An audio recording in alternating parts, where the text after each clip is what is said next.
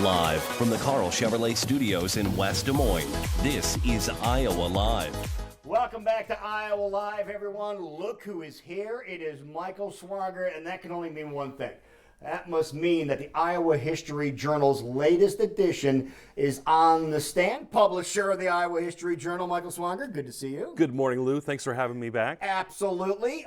Iowa History Journal. If you have not experienced this yet, you might want to check it out. Explain what this magazine is all about. You bet. We're the only statewide popular magazine devoted exclusively to Iowa history.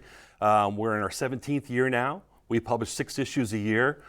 This is the March-April issue, as you mentioned. We're already working on May, June. The counter keeps turning, and we just keep cranking them out. All right. Now, there's a couple different ways you can get a hold of this magazine. You can get them at various locations around town, right? You can. You can get them at Barnes & Noble, most Hy-Vee stores, Beaverdale Books, and new to us now, Whole Foods, just around the corner in West Des Moines. Yeah, we just found that out. That is really cool. Exactly. So let's find out what's in this issue of the Iowa History Journal. Let's start with the cover story, Michael. Well, we are about to celebrate the 160th anniversary of the conclusion of the Civil War. And so we have an outstanding cover story written by Timothy Walsh. It's a 2-part series. This is the first part. Okay. It's Letters from the Front Lines. And it's the reasons why Iowa soldiers volunteered to fight in the Civil War, which alone is amazing because we turned out 76,000 troops. That's a lot. For the effort, yeah. And we lost a little over 13,000, 8,500 were wounded. But the reasons, everything from supporting President Abraham Lincoln's Emancipation Proclamation to having a job, to obviously defending the Union and preserving it. So we have that as part of the letters. And then some of the letters also detail the accounts of day-to-day life in camp, as well as the battles. And those are very interesting letters from the front lines in terms of what the soldiers had experienced and how much they went through. So intriguing. Eye-opening. Seriously. Very much when so. it comes to what it's like in battle. If you can only imagine what you think it might have been like, it's probably worse. Wow. What they went through. But amazing the dedication that they made to preserve the Union and represent our state. They did an incredible job. Okay, so that is the cover story. Another thing that's inside of here that you might pay attention to is a robbery that took place over in Adel that has some really different meanings. Let's talk about that. Explain what that's all about. You bet. Well, it was 130 years ago this month. As a matter of fact, 2 men walked into the Adel State Bank and to rob the bank.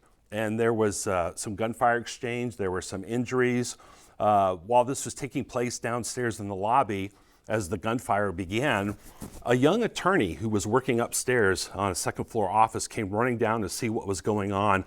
One of the robbers confronted him, pointing his gun at his chest, attempted to fire the gun, but the gun discharged, did not malfunction.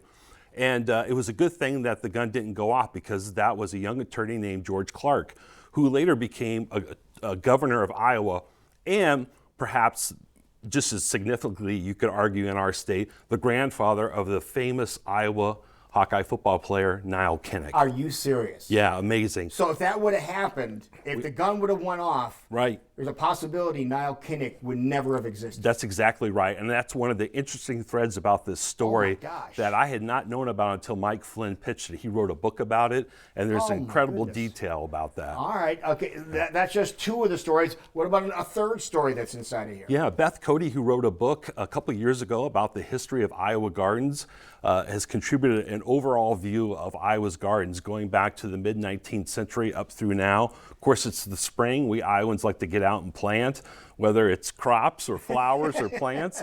And so there's a look at a Victorian-style garden, and you can see the changes over time in the story and all the photos that she contributed to us, all the way up through the mid-century popular rose bushes and things that are still around in today's Iowa's gardens.